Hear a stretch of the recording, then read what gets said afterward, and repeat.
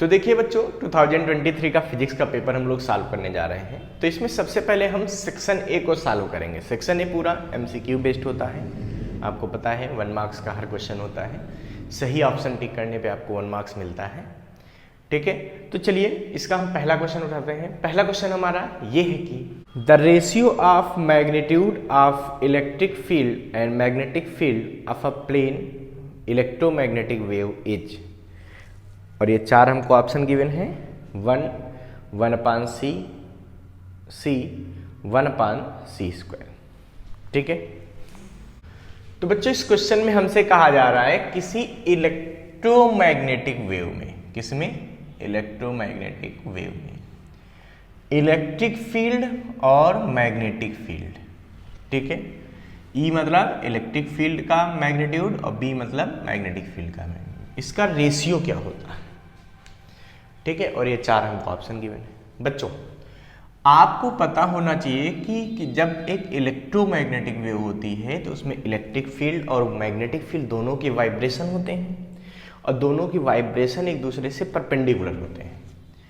और यहाँ पे अगर मैं बात करूँ कि इलेक्ट्रिक फील्ड की जो एनर्जी डेंसिटी होती है वो मैग्नेटिक फील्ड की एनर्जी डेंसिटी के बराबर होती है, ठीक है। इसका मतलब मैं कह सकता हूं एनर्जी डेंसिटी इलेक्ट्रिक फील्ड की क्या फार्मूला होता है, याद करो, 12ε0 E², और ये किसके बराबर होता है, 12b²/μ0 की। यहां से बच्चों E/b की वैल्यू आप निकाल सकते हो, कैसे? E²/b² इक्वल टू कितना आएगा, ये नीचे आ गया तो ये इधर चला जाएगा, 2 से 2 कैंसिल हो जाएगा, तो क्या बचेगा 1/μ0ε0, या E/b करो इसको तो क्या आएगा बच्चों, 1/√μ0ε0। ये फार्मूला आपको पढ़ा लग रहा होगा, कहाँ पढ़ा? स्पीड ऑफ लाइट होती है ना, पढ़ रखा ना कि 1μ0ε0 बराबर होता है c, तो यहाँ पे वैल्यू रख देंगे तो इसकी जगह क्या आ जाएगा, c आ जाएगा, यानी कि E/b की वैल्यू किसके बराबर होती है, c के बराबर होती है। So the value of E/b is equal to c. So the ratio of electric field and magnetic field is equal to the c, where c is the speed of light, और जिसकी value क्या होती है vacuum या air में 3 × 10⁸ मीटर/सेकेंड, ठीक है। तो दिए गए ऑप्शन में से अगर हम बेसिक बात करें यहाँ पे सी ऑप्शन बिल्कुल करेक्ट होगा, ठीक है, कि E/b की वैल्यू c के बराबर होगी। इसको फटाफट नोट कर। तो देखिए बच्चों 2023 का हमारा नेक्स्ट क्वेश्चन ये है कि specify the transition of the electron in the wavelength of the line in the Balmer model of the hydrogen atom which gives rise to the spectral line of highest wavelength, ठीक है। और ये 4 हमको option यहाँ पे given है। तो बच्चों हमको बताना है कि बोहर मॉडल में किस ट्रांजिशन के लिए, मतलब 3 से 1 में या 3 से 2 में या 4 से 1 में या फिर 4 से 2 में, किस ट्रांजिशन के लिए जो वेवलेंथ है वो मैक्सिमम होगी। आपको पता है जब इलेक्ट्रॉन हायर एनर्जी लेवल से लो एनर्जी लेवल में आता है तो वो एनर्जी को इमिट करता है, उस एनर्जी की वेवलेंथ को हम लोग बोलते हैं वेवलेंथ ऑफ द ट्रांजिशन, ठीक है। और उसका फार्मूला क्या होता है, तो भाई जो वेवलेंथ निकलती है तो उसका फार्मूला होता है 1/λ = R 1/n² - 1/n2²। यहाँ ये जो फार्मूला है बच्चों ये हाइड्रोजन एटम के लिए है, ध्यान रखना। अगर हाइड्रोजन एटम ना होता तो वैसे फार्मूला होता है Z²R, बट हाइड्रोजन के लिए Z1 हो जाता है, इसलिए ये फार्मूला यहाँ पे चलता है, ठीक है। तो हम लोग बोहर मॉडल में वैसे भी हाइड्रोजन या हाइड्रोजन लाइक आइटम की बात करते हैं, इसलिए ये फार्मूला हम यहाँ पे यूज करेंगे। जहाँ पर जो R है इसको हम लोग बोलते हैं रेडबर्ग कांस्टेंट। क्या बोलते हैं? रेडबर्ग कांस्टेंट, ठीक है। और इसकी वैल्यू तो बच्चों फिक्स होती है R की 1.097 × 10⁷ पर मीटर, ठीक है। पर मीटर इसकी क्या है, यूनिट है, ये R की वैल्यू होती है। तो हम क्या करेंगे, यहाँ पे N1 और N2 की वैल्यू पुट करेंगे और बताएंगे कि किसमें वेवलेंथ मैक्सिमम है। अच्छा ये N1 क्या होता है, N1 वो सेल है जिसमें इलेक्ट्रॉन आता है और N2 वो है जिससे आता है। जैसे इन्होंने कहा 3 से 2 में, तो यहाँ पर ये N2 बन जाएगा, ये N1 बन जाएगा। समझ गए? मतलब इसमें ये N2 बनेगा, ये N1 बनेगा। इसमें ये N2 बनेगा 3 से कहाँ पर 2 में, ये N1 बनेगा। ठीक है, इसमें ये N2 बनेगा, ये N1 बनेगा। इसमें ये N2 बनेगा, ये N1 बनेगा। मतलब जिससे आता है वो N2 और जिसमें आता है वो N1। ठीक है, चलिए चेक करते हैं कि इसमें वेवलेंथ मैक्सिमम होगी। तो पहले वाले केस को हम सॉल्व करेंगे, ए वाले को। तो क्या आएगा, 1/λ equal to R 1/N1 square, जिसमें आया है इलेक्ट्रॉन। कहाँ आया है? पहले वाले केस में कहाँ आया? देखो 3 से 1 में, तो N2 हो जाएगा 3 और N1 क्या हो जाएगा 1, यानी 1/1 स्क्वायर माइनस 1/3 स्क्वायर। इसको सॉल्व कर लो तो λ1 बराबर क्या आएगा, R 1/1 माइनस 1/9। एलसीएम ले लो बच्चों और सॉल्व कर लो। तो λ1 कितना आएगा, यह आएगा 9/8R। ये इक्वेशन पहली हो गई।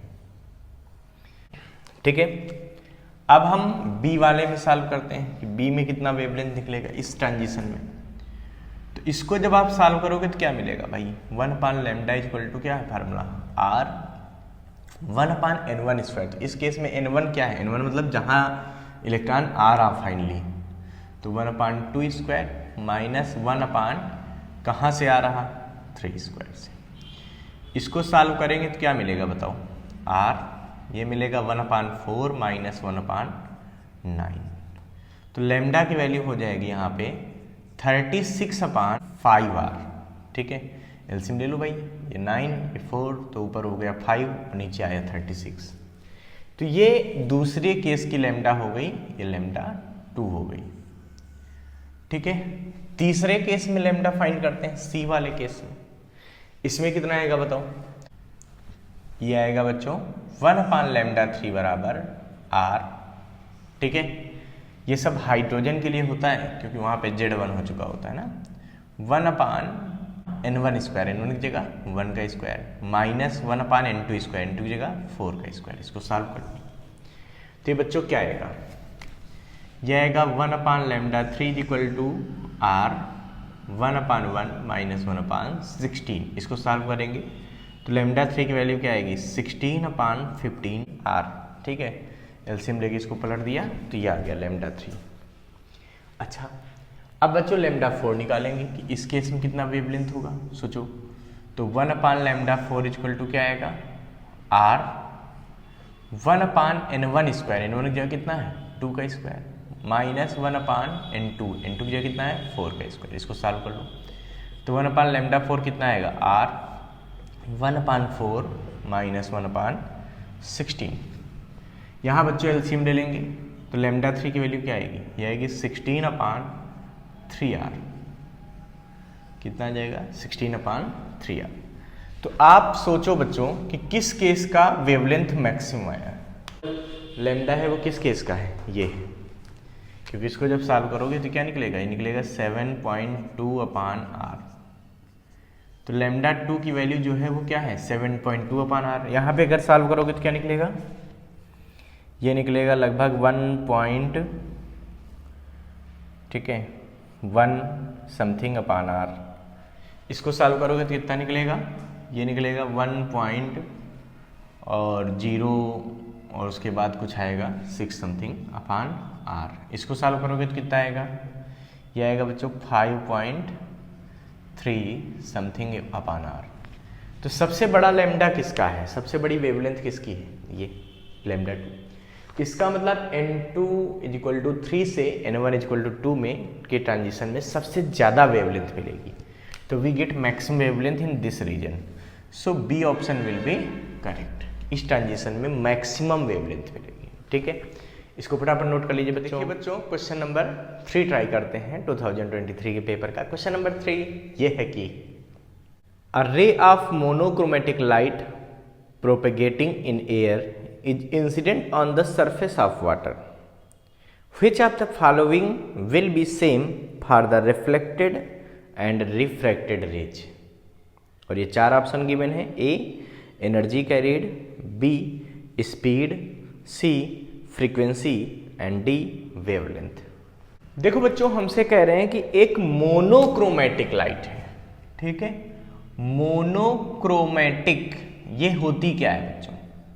ये ऐसी लाइट होती है जिसमें केवल एक वेवलेंथ हो, ओनली वन वेवलेंथ हो, ठीक है। लैम्डा केवल एक हो, मतलब जैसे एक का मतलब जैसे मान लो 7000 एंगस्ट्रॉम की लाइट है तो केवल हर वेवलेंथ 7000 एंगस्ट्रॉम ही हो। ये नहीं जैसे व्हाइट लाइट है बहुत सारी वेवलेंथ मिली, वैसा नहीं।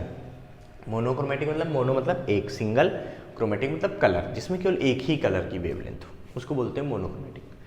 कह रहे हैं ये वाटर के सरफेस पर बच्चों इंसिडेंट हो रही है।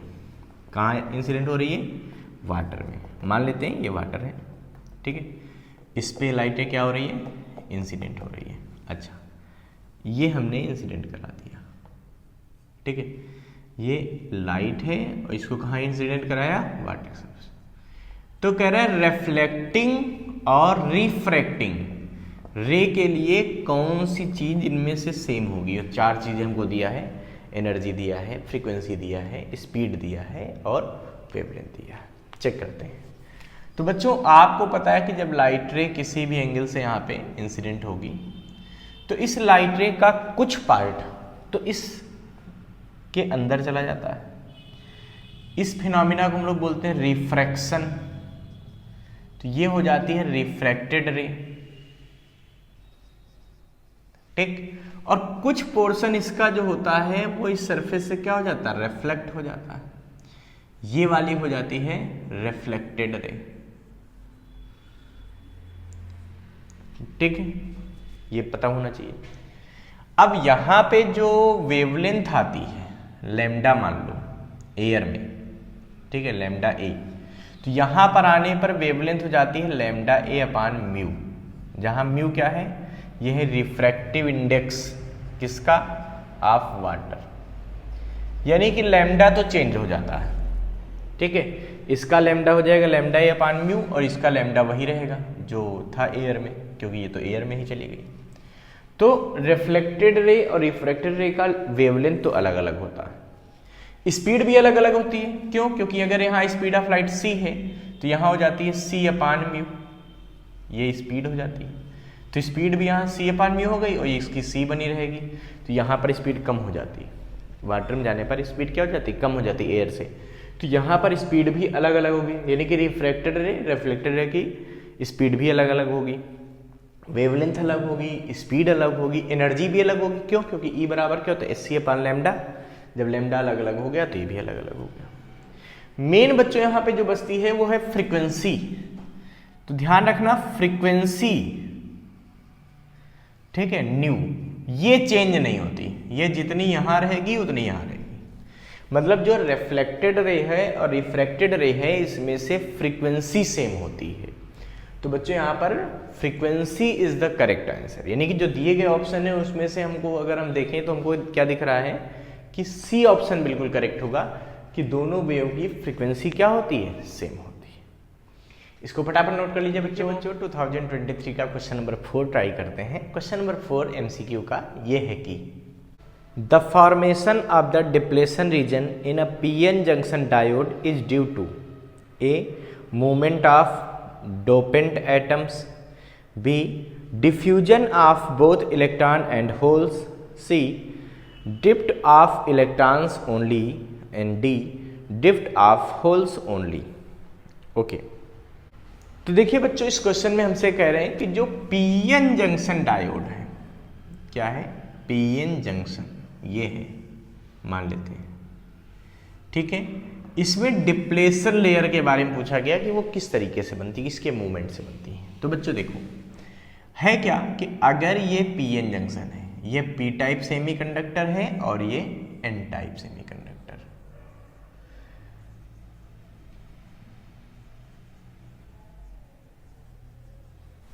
और ये P टाइप सेमीकंडक्टर, ठीक है। तो आपको पता है P टाइप सेमीकंडक्टर में होल्स बहुत ज्यादा होते हैं, ये होल्स हैं, ठीक है। क्यों? क्योंकि इसमें ऐसी डोपिंग की जाती है जो ट्रायावैलेंट होती है, इम्प्योरिटी प्योर सेमीकंडक्टर मिलाते हैं तो बनता है पी टाइप। और इसमें जो फ्री इलेक्ट्रॉन है ये बहुत कम होते हैं,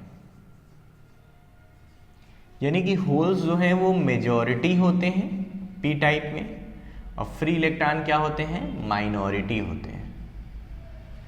जबकि अगर हम एन टाइप में बात करें तो इसमें जो फ्री इलेक्ट्रॉन है ये क्या है, ये मेजॉरिटी है, ये क्या है, मेजॉरिटी है, ठीक है, कौन, फ्री इलेक्ट्रॉन। और जो होल्स हैं ये क्या है, माइनॉरिटी, तो माइनॉरिटी क्या है, होल्स, ठीक है। अब होता क्या है बच्चों, जब पीएन जंक्शन बनाते हैं, मतलब एक पी टाइप एक एन टाइप सेमीकंडक्टर को आपस में अटैच करवाते हैं, ठीक है, ऐसा अटैच करवाते हैं कि उनके एटम्स एक दूसरे से अटैच हो जाए इस तरीके से, ये नहीं कि जोड़ के रख दो, ठीक है, उनको अच्छे से फ्यूज कराते हैं। तो इस सिचुएशन में देखा गया कि इसके फ्री इलेक्ट्रॉन इधर मूवमेंट करते हैं, होल्स इधर मूवमेंट करते हैं, और इस तरीके से यहाँ पे एक जंक्शन बन जाता है। इस जंक्शन में इस तरफ क्या होते हैं, बहुत सारे फ्री इलेक्ट्रॉन इकट्ठे हो जाते हैं ऐसे, और उस तरफ क्या हो जाते हैं, होल्स, और ये सब एक दूसरे से डिफ्यूज हो जाते हैं, एक दूसरे से क्या होते हैं, डिफ्यूज हो जाते हैं, और यहाँ पे चार्ज का मूवमेंट बंद हो जाता है। इस रीजन को बोलते हैं डिप्लेशन लेयर, ठीक है। तो यहाँ पर ये जो होल और इलेक्ट्रॉन है ये आपस में क्या हो जाते हैं, डिफ्यूज हो जाते हैं। तो यानी कि जो डिप्लेशन लेयर बनती है वो क्यों बनती है, due to diffusion of holes and electrons, ठीक है। और इसके इधर का भाई इंड ये पॉजिटिव हो जाएगा, ये इंड कैसा हो जाएगा, निगेटिव हो जाएगा। तो इनके बीच एक पोटेंशियल डिफरेंस हो जाता है जिसको हम लोग बोलते हैं पोटेंशियल बैरियर, यानी कि potential difference between depletion layer and is called potential barrier, ठीक है। तो ये डिप्लेशन लेयर क्यों बनती है, due to diffusion of electron and holes.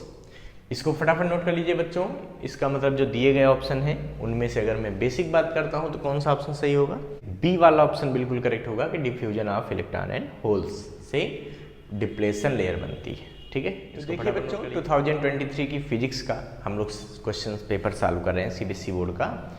इसमें क्वेश्चन नंबर 5 ट्राई करते हैं। क्वेश्चन नंबर 5 ये है कि an isolated point charge particle produce an electric field E vector at a point 3 meter away from it.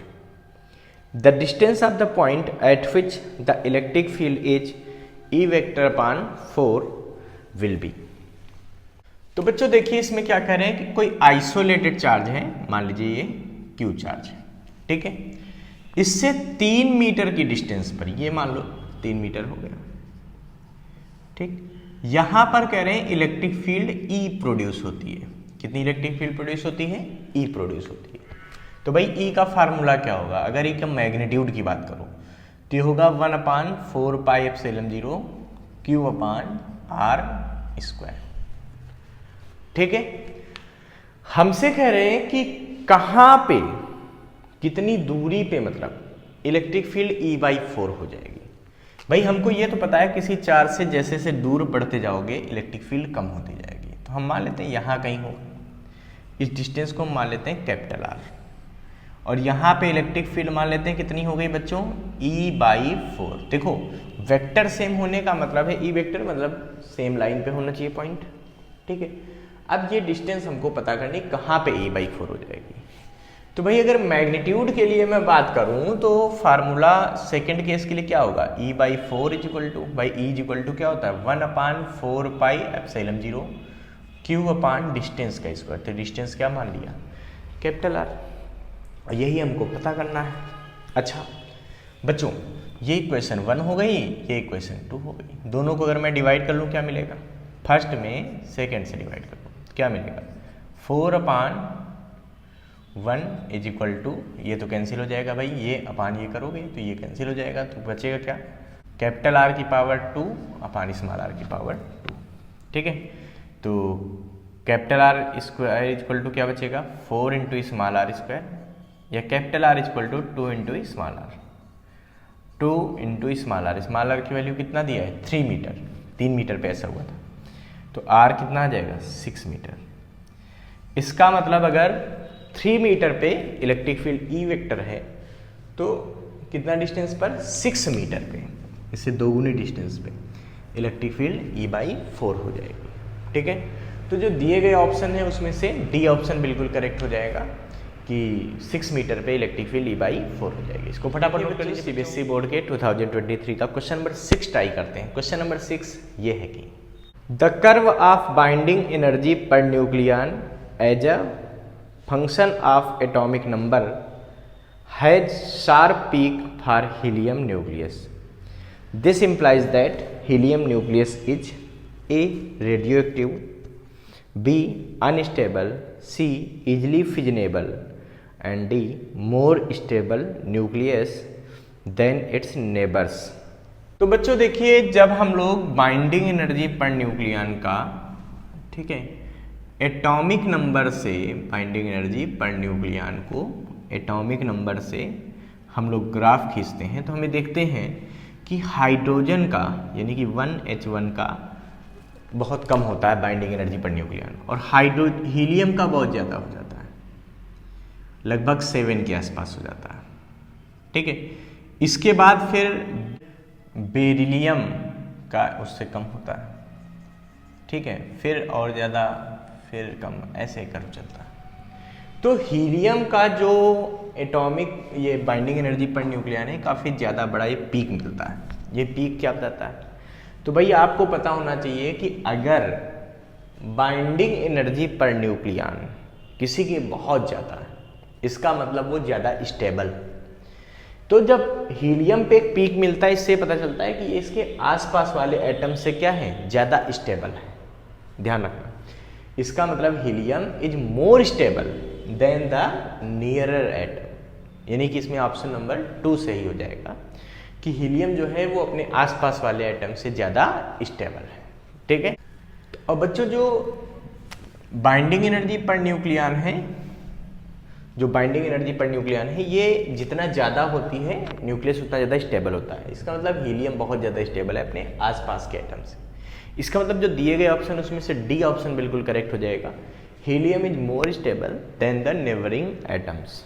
ठीक है, क्यों? क्योंकि इसकी बाइंडिंग एनर्जी पर न्यूक्लियन ज़्यादा है, और बाइंडिंग एनर्जी पर न्यूक्लियन ज़्यादा होने का मतलब कि वो स्टेबल ज़्यादा है, तो ये ज़्यादा स्टेबल हो। तो देखिए बच्चों, सीबीएसई बोर्ड 2023 का क्वेश्चन नंबर 7 ट्राई करते हैं। क्वेश्चन नंबर 7 ये है कि A steady current of 8 milliampere flows through a wire. The number of electron passing through a cross section of the wire in 10 seconds is okay. तो देखिए बच्चों, इस क्वेश्चन में हमसे कह रहे हैं कि 8 मिली एम्पियर की करंट 10 सेकंड तक फ्लो हो रही है। ठीक है, मिली एम्पियर का मतलब 10⁻³ एम्पियर। तो 8 मिली एम्पियर की करंट कितनी देर तक फ्लो हो रही है? 10 सेकंड तक। तुमसे पूछ रहे हैं उससे कितने number of electron given cross section से पास होंगे। तो बच्चों आपको पता होना चाहिए कि Q बराबर क्या होता है, IT। ये निकल आएगा चार्ज कितना वहाँ पे फ्लो हुआ, I मतलब करंट इंटू T मतलब टाइम। ठीक है, और Q बराबर किसके होता है, Ne, जहाँ N होता है नंबर ऑफ पासिंग इलेक्ट्रॉन। यही हमको यहाँ पे फाइंड करना है। तो ये वैल्यू यहाँ पुट कर दें तो क्या मिलेगा हमको, Ne is equal to IT या N is equal to IT upon E, सारा वैल्यू पुट कर दो। तो N इज इक्वल टू कितना आएगा बताओ इस केस में, I 8 मिली एम्पियर, तो 8 इंटू 10⁻³ इंटू T की वैल्यू कितनी है 10 सेकेंड, अपान E की वैल्यू क्या है 1.6 10⁻⁻19। ये तो E यानी कि चार्ज ऑफ इलेक्ट्रॉन की वैल्यू फिक्स होती है। इसको सॉल्व कर लो। देखो बच्चों, पॉइंट हटाओगे ये 0 बढ़ेगा, इससे इसको डिवाइड करो कितना आ जाएगा 5 टाइम्स, तो यानी कि N की वैल्यू आ जाएगी 5 इंटू 10 की पावर, देखो -19 है, ऊपर गया तो +19 और 10 में जुड़ा तो 20 में 3 गया तो 17, यानी कि 5 इंटू 10⁻17 इलेक्ट्रॉन पास होंगे। ठीक है, इसका मतलब जो दिए गए ऑप्शन है उसमें से बी वाला ऑप्शन बिल्कुल करेक्ट होगा कि number of electron passing in 10 second is 5 into 10⁻17 electron. इसको फटाफट नोट कर लीजिए बच्चों।